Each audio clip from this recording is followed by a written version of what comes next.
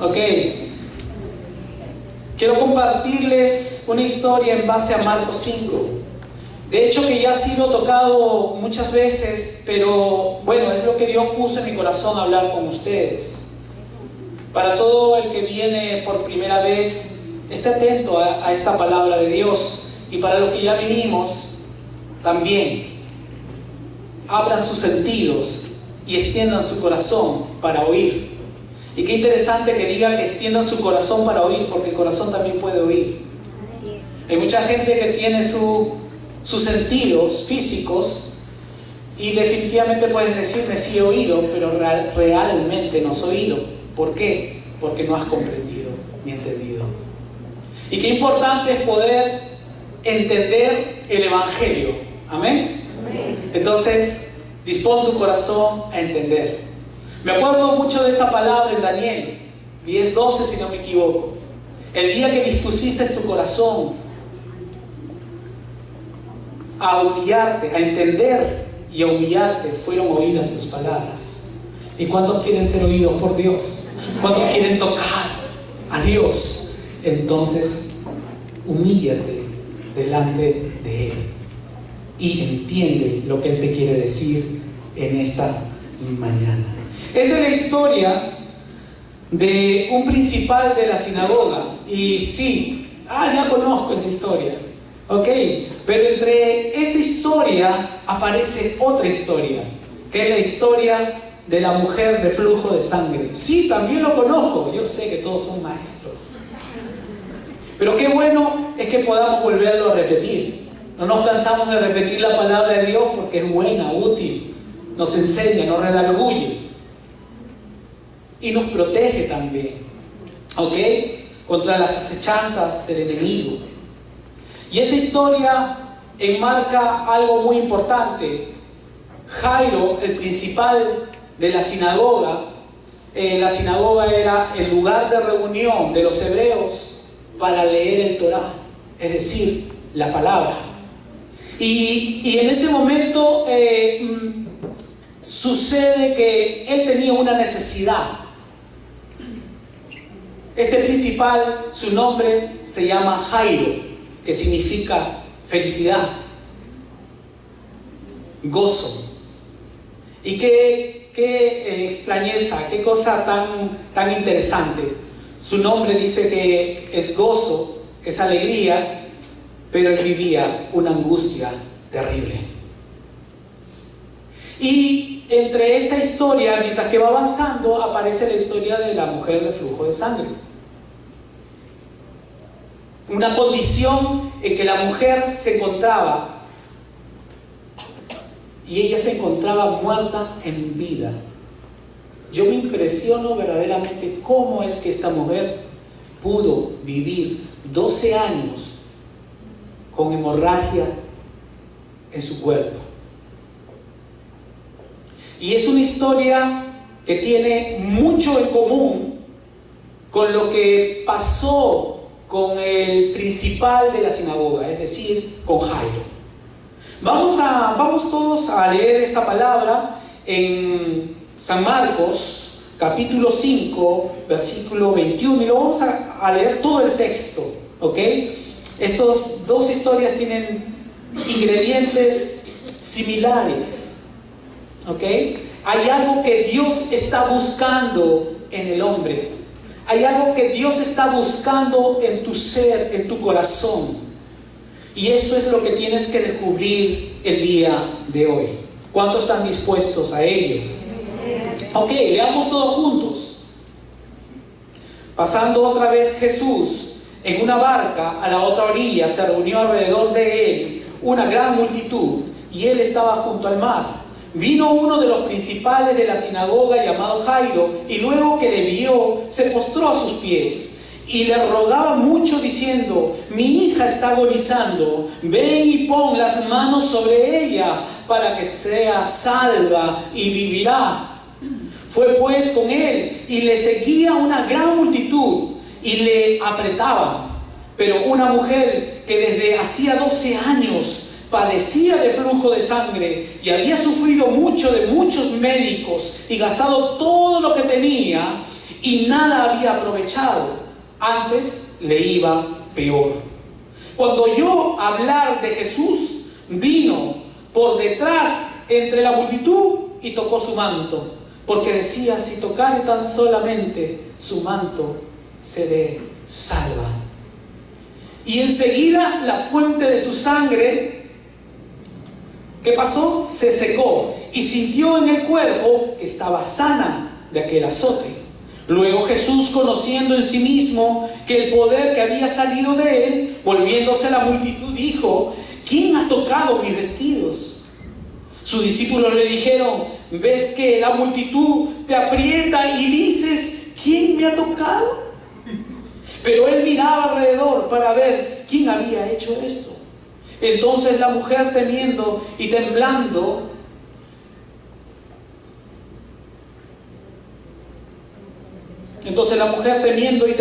sabiendo lo que ella había sido, lo que había hecho, vino y se postró delante de él y le dijo toda la verdad. Y él le dijo: hija, tu fe te ha hecho salva. Sigan conmigo, por favor. Ve en paz y queda sana de tu azote.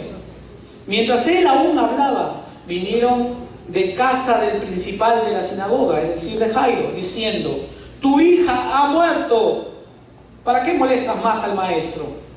Pero Jesús, luego que oyó lo que se decía, dijo al principal, es decir, a Jairo: no temas, cree solamente. Qué maravilloso es Dios. Y no permitió que le siguiese nadie sino Pedro, Jacobo y Juan, hermano de Jacobo. Vino a casa del principal de la sinagoga y vio el alboroto y a los que lloraban y lamentaban mucho. Y entrando les dijo: ¿por qué alborotáis y lloráis? Pues tanta chilla, ¿no? La niña no está muerta, sino duerme, decía Jesús. Y se burlaban de él. Mas él, echando fuera a todos, tomó al padre y a la madre de la niña y a los que estaban con él, y entrando estaba la niña, y tomándola de la mano de la niña, le dijo: Talita cumi, que traducido es: niña, a ti te digo, levántate. Y luego la niña se levantó y andaba, pues tenía 12 años, y se espantaron grandemente, es decir, se asombraron de ver tremendo milagro. Y qué interesante, qué poderoso es este texto. Y no por casualidad están las dos historias confluidas, es decir, juntas. Hay algo que Dios está buscando en esta tierra. Hay algo que Dios está buscando en el corazón del hombre. Sí, yo ya lo sé. Sí, yo ya conozco. Dios está buscando no el conocimiento en lo intelectual. Él está buscando en el corazón del hombre que le crean, que le crean, que le crean. Pero el hombre se resiste. Pero el hombre tiene sus razones. Pero el hombre tiene su filosofía, su modo de operar en la vida. Pero Dios sigue buscando en la tierra alguien que le crea. Y estos dos personajes, tanto como Jairo y como la mujer de flujo de sangre, fueron personas creyentes. Entiende bien esto, fueron creyentes y vivían y vivieron así. Quiero recordar unas palabras que había dicho el pastor Billy ya semanas pasadas en Lucas 18, 7, 8, y si por favor me pueden proyectar en la pantalla.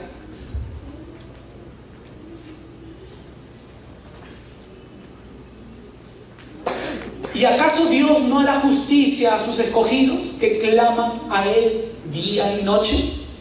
¿Se tardará en responder? Os digo que pronto les hará justicia, pero cuando venga el Hijo del Hombre, ¿hallará fe en la tierra? Pregúntale a tu hermano que está a tu lado, ¿hallará fe en tu corazón? Y si no te responde que sí, entonces vuelve a preguntar hasta que te diga sí, sí, sí creo. ¿Ok? Entonces, cuando venga el Hijo del Hombre, ¿hallará fe en la tierra? ¿Cuánto podemos confiar en que sí? Sí hallará. Y justamente lo que estaba hablando del remanente, Pastor Billy, esos son los que creen. Esos son los que han entendido el propósito. Esos son los que ahora sí están andando conforme a su voluntad y oran conforme a su voluntad y son guiados por su Santo Espíritu. Ya no viven para sí, como decía Pablo, ya no vivo yo, mas Cristo vive en mí. Cristo vive en él porque él le creyó. Amén. Vamos a darle un fuerte aplauso al Señor por eso.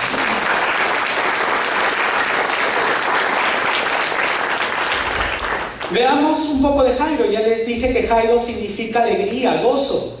Pero, casualidad, como Jairo se convirtió en un hombre sufriente, triste, angustiado, desesperado. Pues que no era para menos, ¿no es cierto? Tener una hija y que de repente está a punto de morir. Y ciertamente murió. Y Jairo no podía hacer nada. Jairo era un principal de la sinagoga en Capernaum. Él era un hebreo. Cuidaba del servicio. Guardaba los rollos sagrados. Él era el jefe de la sinagoga en la antigua Decápolis en el primer siglo. Hombre reconocido, rico, líder, religioso, adinerado, estatus social alto. Tiene una posición privilegiada. Es posible que este mismo Jairo haya conspirado contra Jesús para matarlo, porque Jesús era un estorbo para todos los fariseos e intérpretes de la ley, los religiosos de ese tiempo. Pero Jesús, cuando Jairo se acercó, Jesús no le dio mucha importancia a ese estatus social. Jesús seguía predicando y hablando y sanando.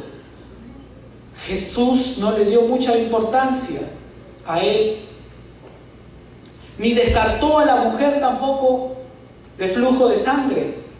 Para él no hay acepción de personas y para nosotros tampoco debería haber acepción de personas.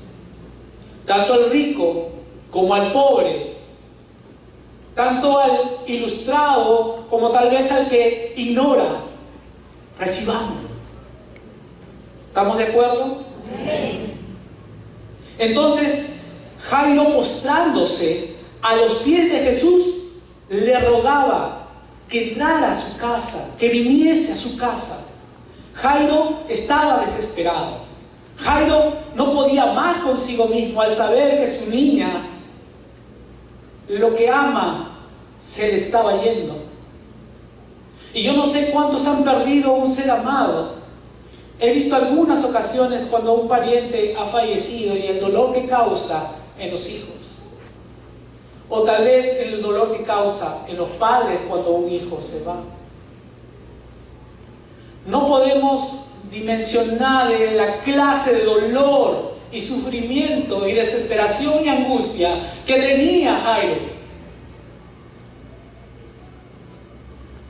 Jairo no se detuvo cuidando que otros no lo vieran, sino que buscó a Jesús para postrarse, para humillarse, para pedir auxilio, para decir, ya no puedo más, yo entiendo que solamente tú puedes hacer algo.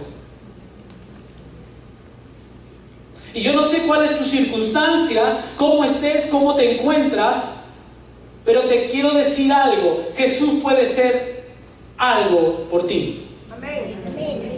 Y no necesariamente solucionar tu problema cotidiano o del momento, sino el que te quiere dar el mayor regalo, el de entender quién es Él. ¿Estamos de acuerdo? Entonces Jairo no tuvo cuidado de que otros lo vieran, porque él tenía un estatus social alto, él era reconocido, respetado, y no solamente respetado, sino que también los que estaban a ese nivel lo miraban y lo observaban a él, porque él cuidaba de la sinagoga y él era el jefe, y de que acomodara que todas las cosas estuviesen bien para leer la Torá y para adorar. Jairo se humilló, suplicó ayuda sin importarle el qué dirán. No como Nicodemo. ¿Cuántos conocen a Nicodemo? ¿O han oído hablar de Nicodemo que se acercó a Jesús? Pero ¿cómo se acercó a Jesús? Agazapado, de noche. No voy a hacer que los que son de mi leve me vean y se acercan a Jesús. Y dice que posiblemente, no acá en esta iglesia, vayan a la iglesia, no, acá de atrás nomás, de ahí me salgo rapidísimo, ¿no? Para que nadie me vea, no, es un amigo en la calle me vea y me diga, oh, eres cristiano, ¿no? Gloria a Dios porque somos cristianos, gloria a Dios porque somos hijos de Dios, somos beneficiados, privilegiados. Nicodemo vino por la noche, pero Jairo no le importó que le vieran por el día y que se humillara delante de Dios. Aún así Jesús estuvo teniéndolo ahí. Jesús no se movió por la desesperación de Jairo, ni por la súplica, ni por la angustia que él tenía, porque en el camino sucede que se le aparece una mujer que sufría de flujo de sangre, y él estaba atendiendo también a esta mujer. Entonces vemos que Jairo no puede hacer nada por la niña, nada para salvarla, hasta que llega el momento en que un consejero llega, un enviado de su casa llega y le dice a Jairo, tu hija ha muerto. Ese momento fue la estocada final, ¿no? En el momento en la cual tal vez podría decir, bueno, ya dejaré de molestar al Señor y me voy. Pero no sucedió eso, sino que estuvo esperando. Y de repente unas palabras del Señor al notar que Jairo había recibido esta noticia. Y Jesús le dice, no temas, cree solamente. Cree solamente. ¿Quién no pasa problemas? ¿Quién no pasa situaciones críticas y difíciles? Tal vez Jairo nunca se imaginó, por ser un hombre que cuidaba de los rollos sagrados, que nada feo le podría pasar, nada terrible le podría pasar. Pero llegó el día y lo tocó en lo más profundo de su corazón. No sé cuántos son padres, pero me imagino cuánto deben amar a sus hijos, cuántos los deben cuidar. Y estoy seguro que serían capaces de dar la vida por ellos. Qué desesperación y qué dolor que estaba pasando este Jairo, que significa alegría y gozo. Veamos a la mujer de flujo de sangre. Ella era también hebrea. Ella tenía también conocimiento de la palabra, pero era una mujer sufriente. Era una mujer con una enfermedad que ella misma no lo podía controlar. Había gastado todo para poder ser curada, pero nada le dio solución sino que cada vez era peor su condición. Ella hace 12 años que estaba con el flujo de sangre. Alguna vez creo que te oí comentar, Cristian, ¿quién podría verdaderamente vivir con un flujo de sangre constante en la vida? Y no sé, doctora, pero creo que esto sería muerte fija, seguro a la semana, seguro a los 2 días, no sé. Pero era algo terrible, 12 años con flujo de sangre. 12 años Dios permitió sostenerla. Ella era una mujer rechazada, olvidada seguramente ha estado casada y bueno, estoy especulando, y seguro ha sido abandonada, considerada permanentemente impura. ¿Por qué? Permanentemente impura, porque había una ley en Levíticos que marcaba su vida. Y vamos a leerlo, Levíticos 15, 19, 28. Por favor, si podemos estar ahí.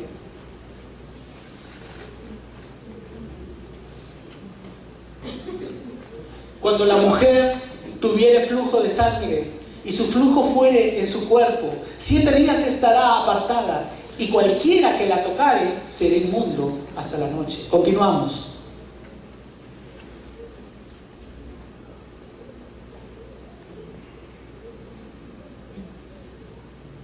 Todo aquello sobre que ella se acostare mientras estuviere separada será inmundo.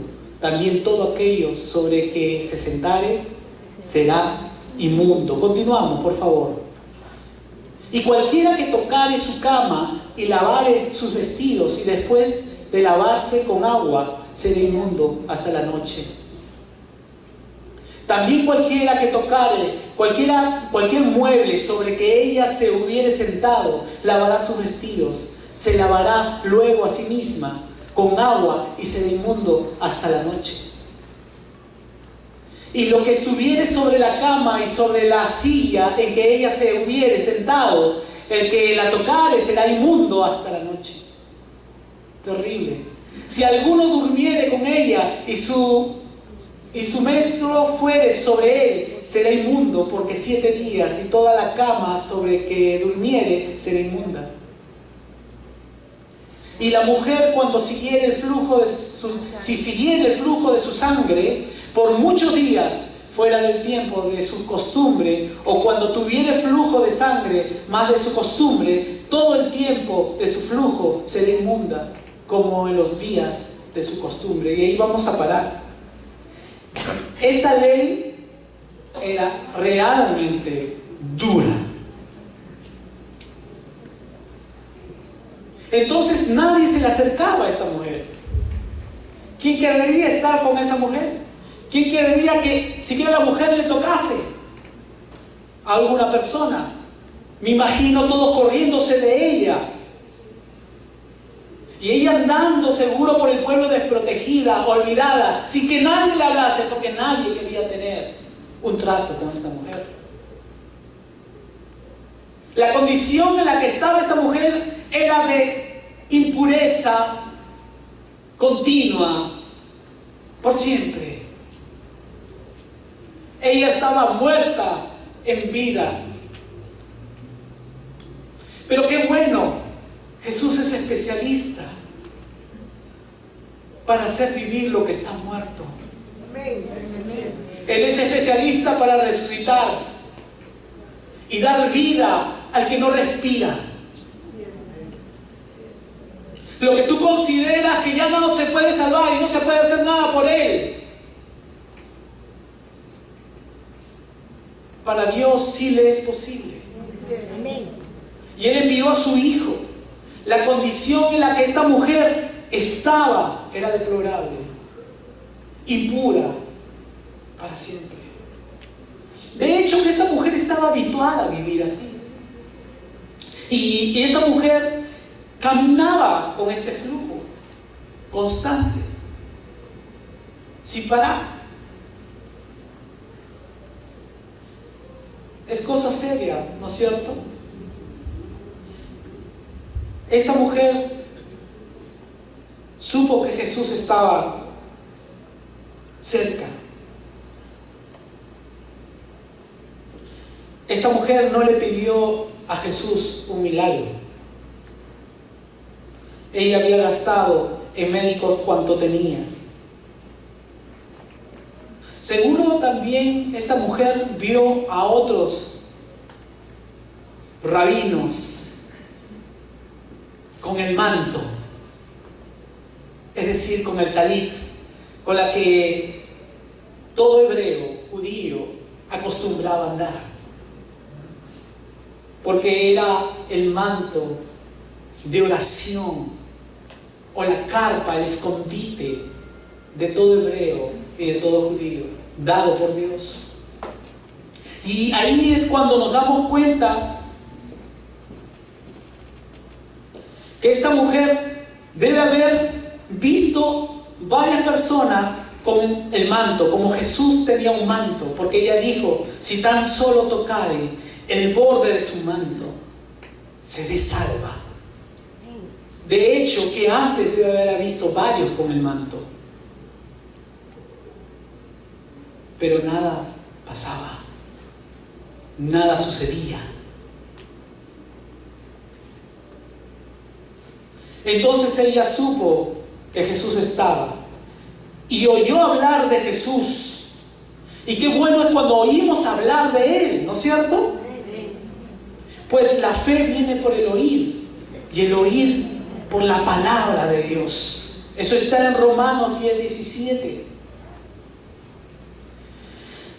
Si tocares tan solamente el borde de su manto, decía esta mujer, si tan solo tocare el borde de su manto, seré salva.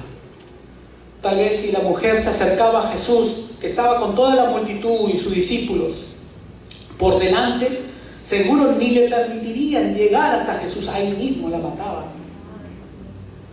Y ahora entiendo por qué ella tuvo que ir por detrás, para asegurar que su vida en el intento no sea muerta, porque todos iban a saltar y le iban a tirar piedras. Así era la condición de esta mujer. Llegó por detrás y tocó el manto de Jesús.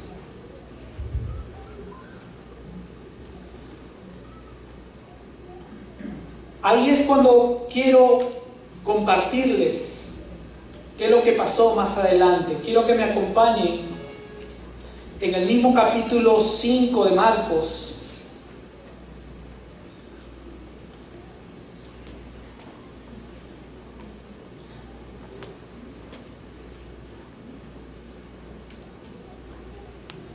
Versículo 28, porque decía: si tocares solamente su manto, seré salva. Y enseguida la fuente de su sangre se secó, y sintió que el cuerpo que estaba sana de aquel azote.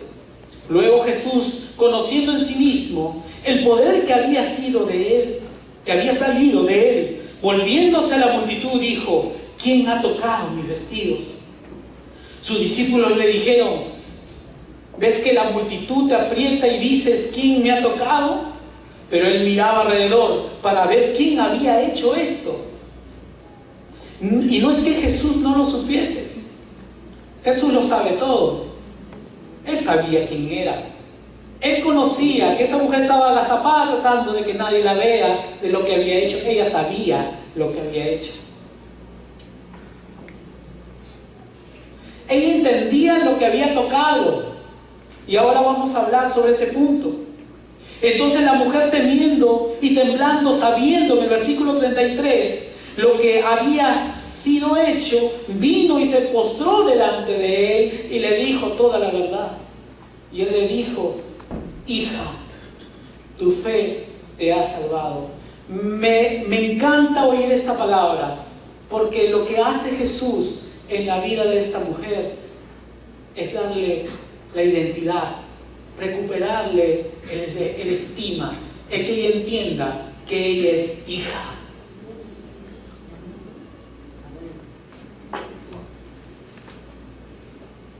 Y a veces vivimos como si no fuésemos hijos.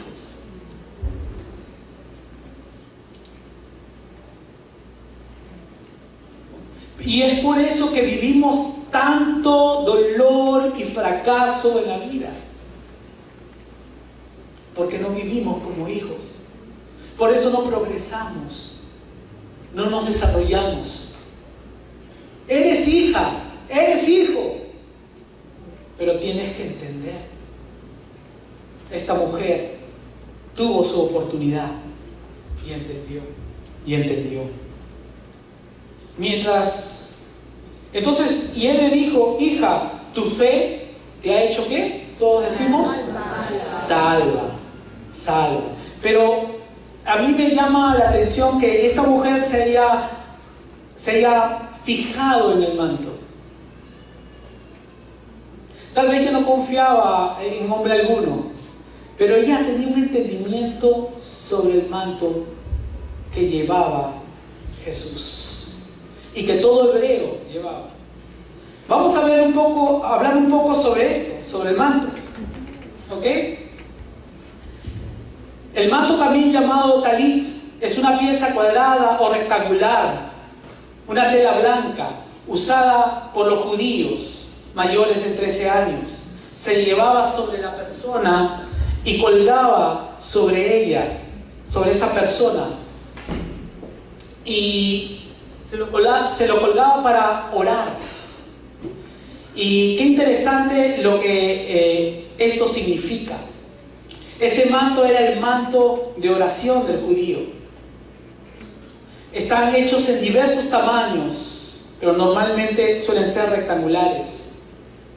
En las 4 esquinas llevaba flecos y cordones. Tenía franjas en los remates, bordes de color azul, y lo usaban para tener comunión, es decir, oración a Dios. Y viene a mí esta palabra en Mateo 6:6. Mas tú, cuando entres a orar a tu aposento, cierra la puerta, ora a tu Padre que está en secreto, y el Padre que está en lo secreto te recompensará en público. El manto, llamado el talit, se coloca sobre la cabeza y se toman las 4 esquinas, una contra otra, en forma de una tienda donde la persona entra en la presencia de Dios. Yo no traje un manto, traje una toalla, y espero que mi padre me perdone.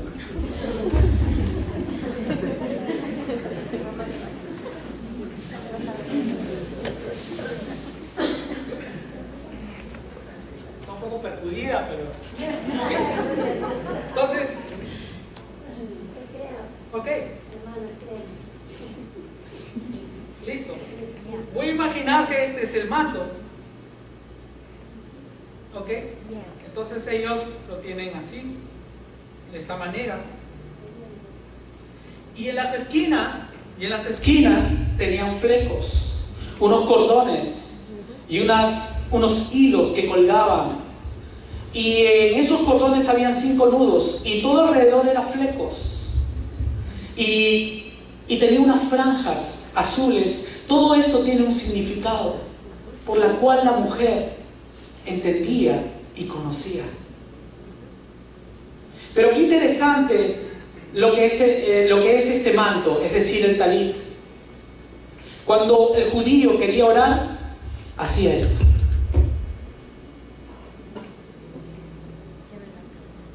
No se van a confundir con la Virgen María.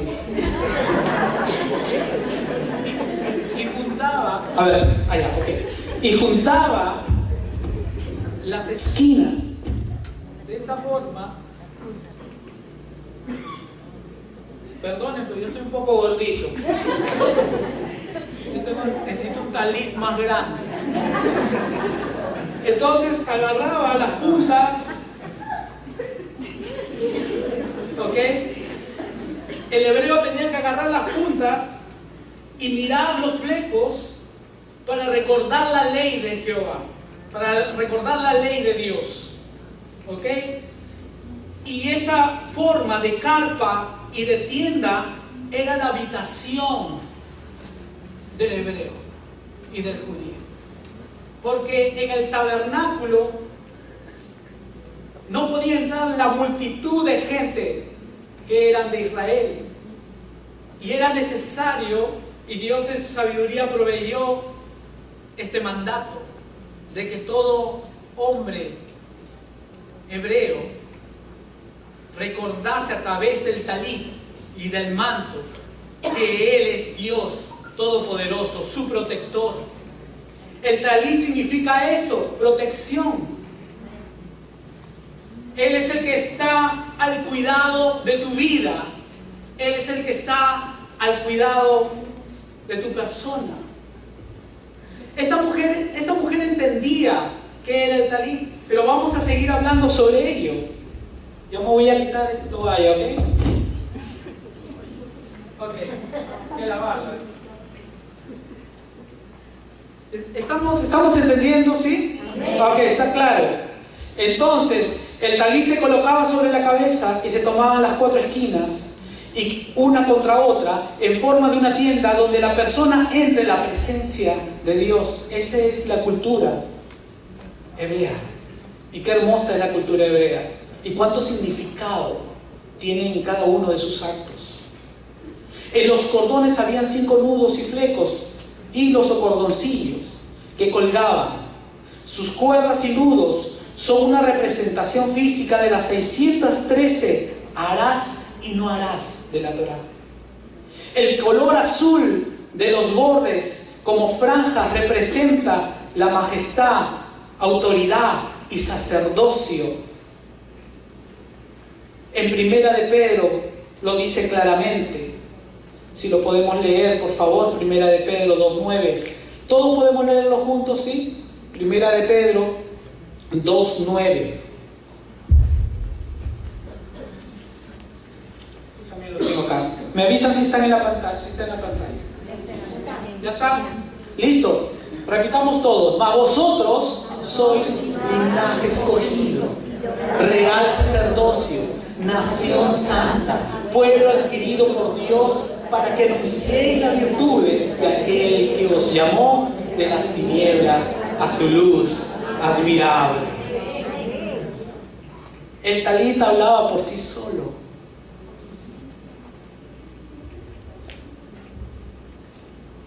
El sumo sacerdote es Jesucristo, y nos llama a ser real sacerdocio, nación santa.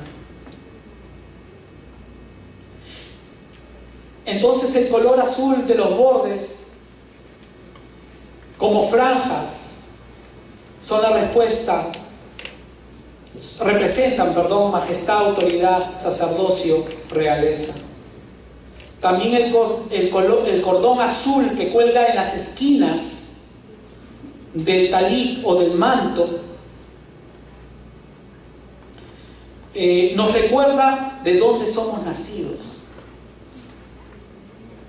del cielo, y somos llamados a reflejar la naturaleza del reino mientras vivimos aquí en la tierra. Cuando los judíos se cubren la cabeza, creen que están llevando sobre ellos la ley, pero ahora entendemos que nadie puede vivir bajo la ley. ¿Se dan cuenta cómo se va juntando toda esta idea de que necesitamos un Salvador? Por eso nadie es bueno. La Biblia claramente lo dice. No hay bueno ni uno solo en la tierra. Ni uno solo. No, pero mi vecino es un pan de Dios. No, igualito. No, se quita la ropa por los pobres. Igualito es una persona que necesita la salvación. También el color azul nos recuerda de dónde somos, nacidos del cielo, ya lo dije. La palabra hebrea talit se compone de 2 palabras. Tal, que significa carpa o tienda, y la palabra it significa pequeña carpa o tienda.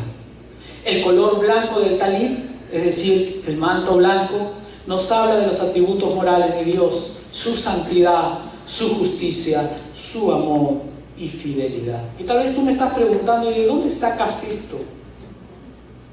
También era un mandato de Dios para el pueblo de Israel. Vamos a Números 15, 37 en adelante. ¿Se nota ahí el talit? Sí, ¿no es cierto? Habían varias formas de talit o de manto. Números 15, 37. Y Jehová habló a Moisés diciendo: habla a los hijos de Israel y diles que se hagan franjas en los bordes de sus vestidos por sus generaciones, y pongan en cada franja de los bordes un cordón azul. ¿Qué más?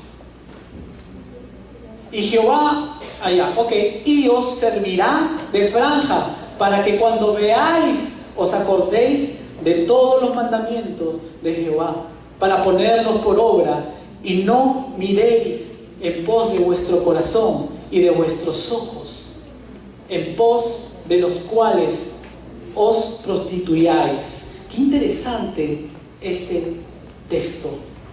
No vayas conforme a tus ojos, conforme a lo que tú crees, sino anda conforme a lo que Dios ya estableció. ¿Cuántos están dispuestos a ello? Amén. Vamos a Deuteronomio 22, 12.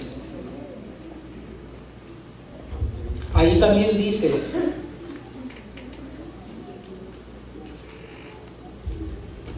sobre el manto,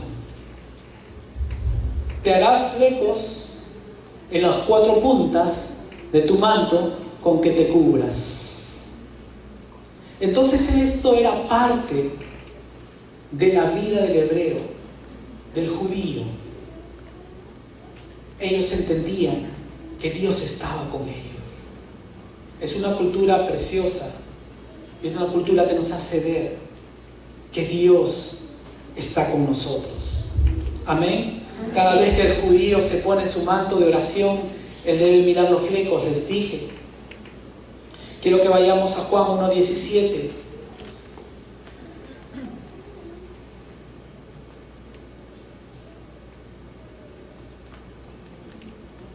¿Qué dice? Si lo leen, porque la ley fue dada por medio de Moisés, pero la gracia y la verdad fueron hechas realidad por medio de Jesucristo.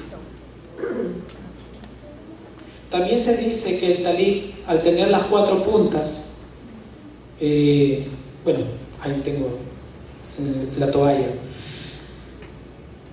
que cada punta representa el nombre de Dios, es decir, las 4 letras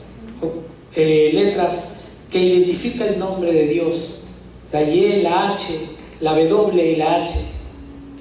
También se dice que el talit representa los 4 puntos cardinales: el sur, el norte, el oriente y el occidente, que indica el señorío de Adonai en todo el universo. Entonces estamos entendiendo cómo esta mujer veía, la mujer de flujo de sangre, veía lo que portaba nuestro Señor Jesucristo. Ella estaba recordando qué significaba ello. Para ella era su salvación. Para ella era su oportunidad. Dios es nuestra cobertura, Dios es nuestra protección. Él es el que nos esconde. Como lo dice Salmo 27:5. Porque Él me esconderá en su tabernáculo en el día del mal. Me ocultará en lo reservado de su morada. Vamos rápidamente a Salmos 31:20. En el secreto de tu presencia los esconderás de la conspiración del hombre. Y por último, Colosenses 3:3. Porque habéis muerto y vuestra vida está escondida en Cristo, en Dios, con Cristo en Dios. Entonces, el talit cubre. El talit significa para el para el hebreo la protección de Dios, el lugar de escondite, el lugar donde él podía hablar con él.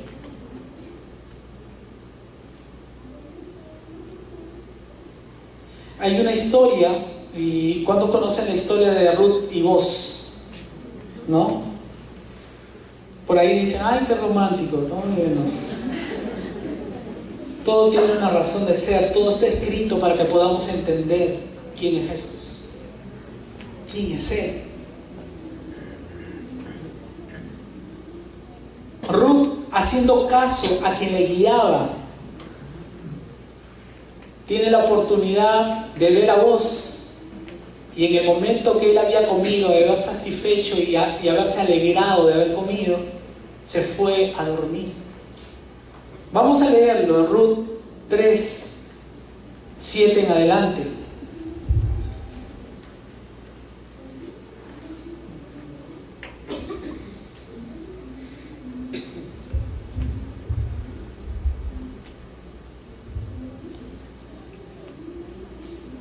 Y cuando Boaz hubo comido y bebido, y su corazón estuvo contento, se retiró a dormir a un lado del montón. Entonces ella vino calladamente y le descubrió los pies y se acostó. ¿Qué más? Y aconteció que la medianoche se estremeció aquel hombre y se volvió, y he aquí una mujer estaba acostada a sus pies. Entonces él dijo, ¿quién eres? Y ella respondió, yo soy Ruth, tu sierva. Extiende el borde de tu capa sobre tu sierva, por cuanto eres pariente cercano. El hecho del manto, es decir, de la capa, del talit, era algo común entre los hebreos. Y todos ellos sabían qué representaba. Me imagino a la mujer de flujo de sangre recordando al ver el talit. Ella dijo, esta es mi oportunidad. Y yo te digo, sí, esta es también tu oportunidad de creer, de confiar. Ya con esto no le estoy diciendo que la próxima semana vengan con una toalla encima de la cabeza, sino que ahora tenemos a Jesucristo, nuestro Señor, nuestro protector, nuestro Salvador. Amén. Amén. Vamos a dar un fuerte aplauso a Dios.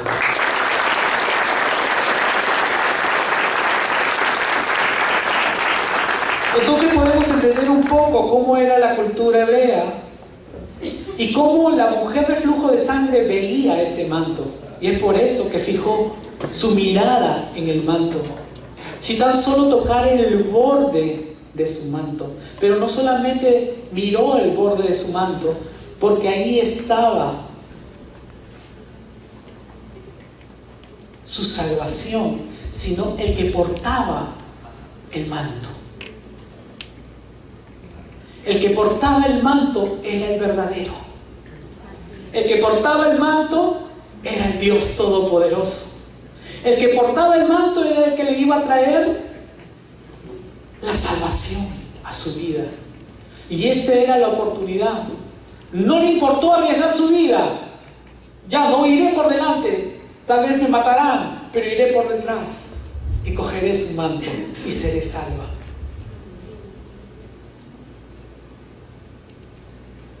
Seguro ella recordaba Malaquías 4:2.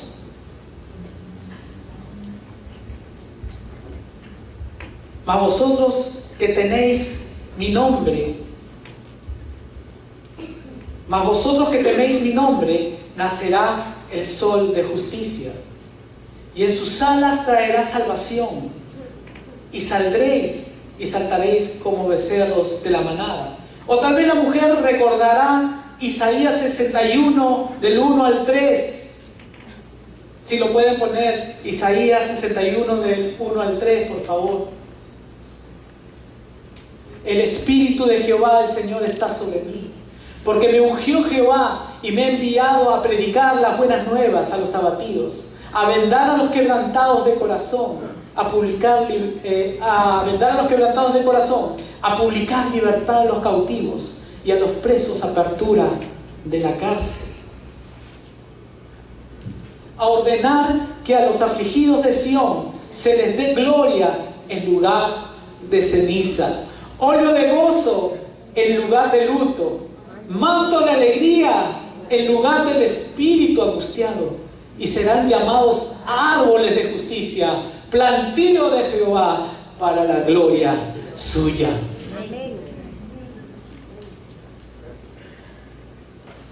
Seguro ella recordaba Salmo 61:4, que more yo en tu tienda para siempre y me abrigue en el refugio de tus alas.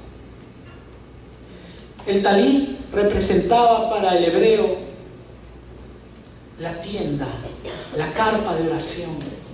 Y cuando colgaba sobre el hebreo, los flecos eran como alas. Y es por eso que vemos todas las escrituras bajo ese sentido.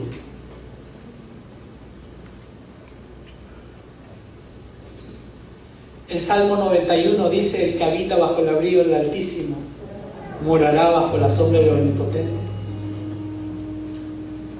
La mujer tocó el manto haciendo un gran esfuerzo y fue libre de su azote. Y Jesús le dijo: hija, tu fe te ha salvado. Pero volviendo a la historia de Jairo, nos habíamos quedado que él estaba esperando, ¿no es cierto?, que Jesús lo atendiese, y esperó. Y fue Jesús con él, y había mucho alboroto y muchas lloronas y muchos cantores, porque él era rico y podía pagar todo eso. Mas él sacó a todos esos porque no creía, y solamente entró donde estaba la niña muerta, porque estaba muerta. Solo el padre, Jairo, su esposa y 3 de los discípulos de Jesús. Qué interesante. Los demás todos quedaron afuera, mas solamente un pequeño grupo que creía iba a ver el milagro. Y es ahí donde quiero yo llegar. ¿Hallará Dios fe en la tierra? ¿Hallará Dios fe en tu corazón? ¿Creen ustedes que no cansa vivir separado de Dios? ¿No les parece terrible? ¿No les parece duro? ¿O no es tan duro que todavía quieran seguir viviendo a su forma y a su manera? Ahora Jesús representa, Él es el talit, Él es nuestra cobertura para todo aquel que cree en Él, para todo aquel que confía en Él. Jairo confió, esperó y no le importó qué dijeran de él. Simplemente se humilló, suplicó y creyó. Y hay unas palabras que Jesús le dice a Jairo cuando le informan de que su hija había muerto: no temas, cree solamente. Vamos a poner